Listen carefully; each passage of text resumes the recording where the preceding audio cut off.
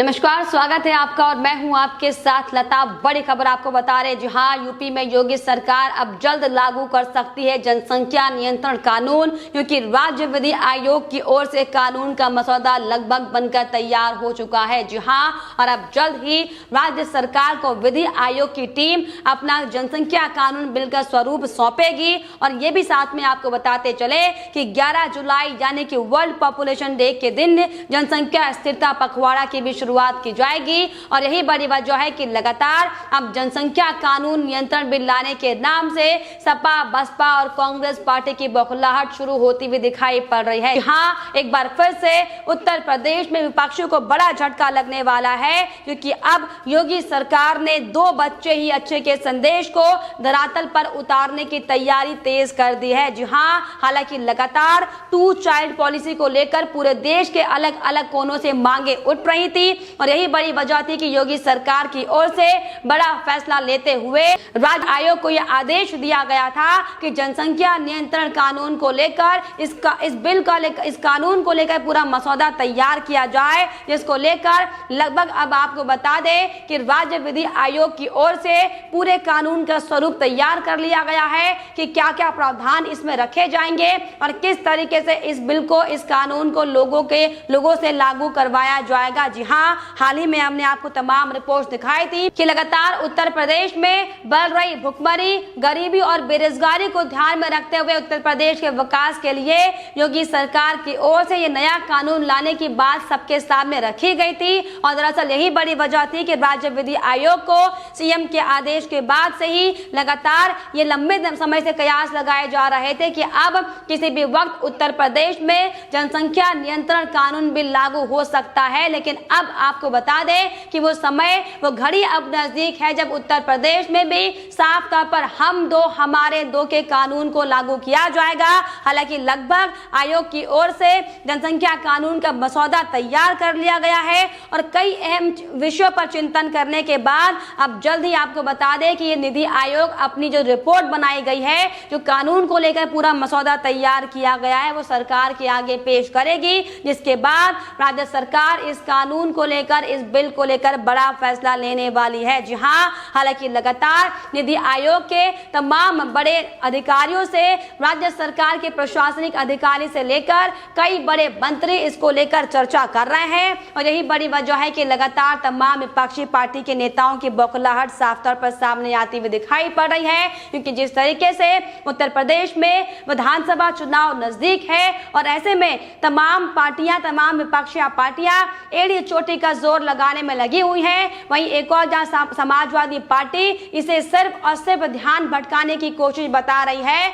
तो वहीं कांग्रेस पार्टी ने भी इसे लागू नहीं कर पाने को लेकर बयान दिया था। लेकिन आपको बताते चले, ये सिर्फ और सिर्फ इन तमाम विपक्षी नेताओं की बौखलाहट है, क्योंकि लंबे समय से योगी सरकार उत्तर प्रदेश में जिस तरीके से एक्शन मोड में काम करती हुई दिखाई पड़ रही है, इन विपक्षी नेताओं के अंदर ये डर सताने लगा है कि कहीं 2017 की तरह ही 2022 में भी कहीं जो 2022 का मिशन बीजेपी फतेह ना कर ले। और यही बड़ी वजह है कि लगातार लोगों को गुमराह करने का काम ठीक चुनाव से पहले एक बार फिर से समाजवादी पार्टी के नेता और कांग्रेस पार्टी के नेता करते हुए दिखाई पड़ रहे हैं। जी हाँ, हालांकि आपको बताते चले कि योगी सरकार का मकसद, योगी सरकार की नजर अब राज्य से गरीबी, भ्रष्टाचार और बेरोजगारी को दूर करना है। और यही बड़ी वजह है कि लगातार एक के बाद एक बड़े फैसले लिए जा रहे हैं, क्योंकि लगातार जिस तरीके से अगर हम अभी हाल ही में कोविड की ही बात कर लें, तो कैसे महामारी के दौरान भी जनसंख्या वृद्धि के कारण ही इस पे काबू कर पाना बेहद मुश्किल हुआ था,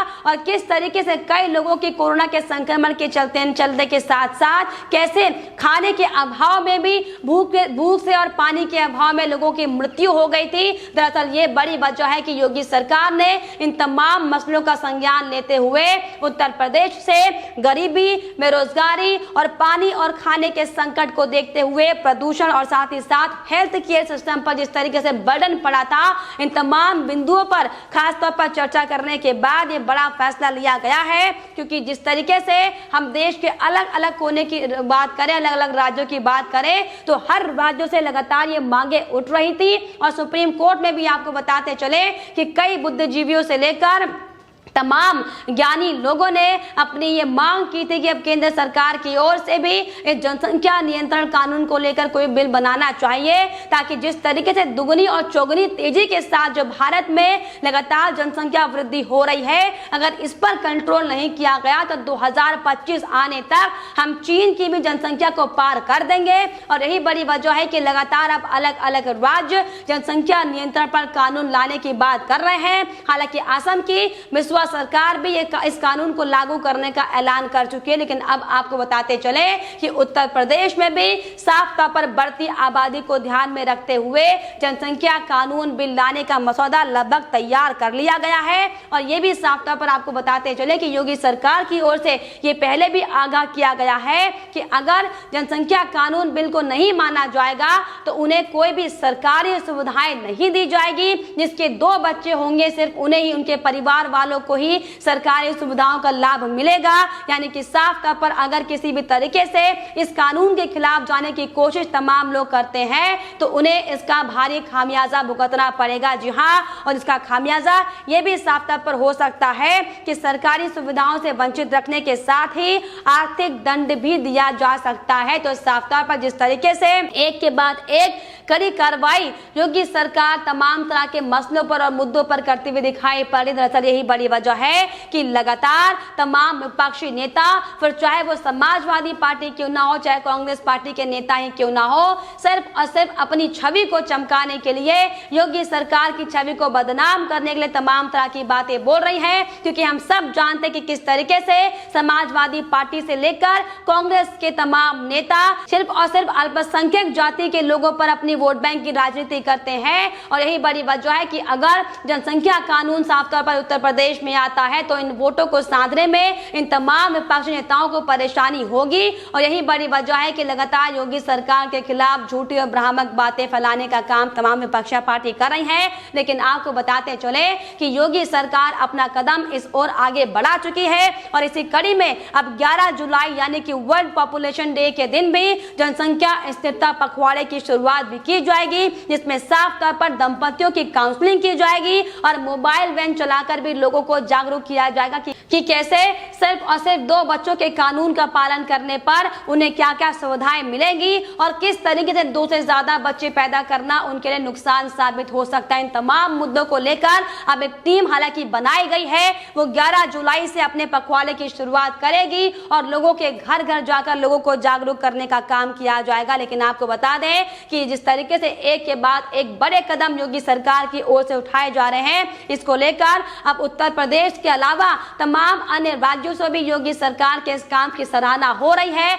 लोग साफ तौर पर ये कहते हुए दिखाई पड़ रहे हैं कि जिस तरीके से आसाम और उत्तर प्रदेश की सरकार ने जनसंख्या नियंत्रण कानून लाने का फैसला किया है, इसी तरीके से तमाम कांग्रेस शासित राज्यों में भी ये फैसले होने चाहिए। हालांकि कांग्रेस की पार्टी के नेता इसे लेकर तमाम तरह की बयानबाजी करते हुए जरूर दिखाई पड़ रहे हो, लेकिन आपको याद दिला दे जब इंदिरा गांधी के राज में जबरन जनसंख्या पर नियंत्रण करने का काम किया जा रहा था, तब उस समय कांग्रेस पार्टी के नेता इसका समर्थन करते दिखाई पड़ रहे थे। लेकिन अब जब योगी सरकार की ओर से बीजेपी के नेतृत्व वाली सरकारें इस तरह का फैसला लेती दिखाई पड़ रही हैं, तो सिर्फ और सिर्फ बयानबाजी की जा रही है, जिसका सीधा सीधा मतलब यह है कि नेताओं को अब ये डर सता रहा है कि अगर एक और कानून बीजेपी की पार्टी लेके आती है तो इसका श्रेय साफ तौर पर आने वाले चुनाव में मिलेगा। और यही बड़ी वजह है कि लगातार तमाम समाजवादी पार्टी के नेता से लेकर कांग्रेस पार्टी के नेता इसे सिर्फ और सिर्फ राजनीति करार देते हुए दिखाई पड़ रहे हैं। लेकिन आपको बता दें कि जिस तरीके से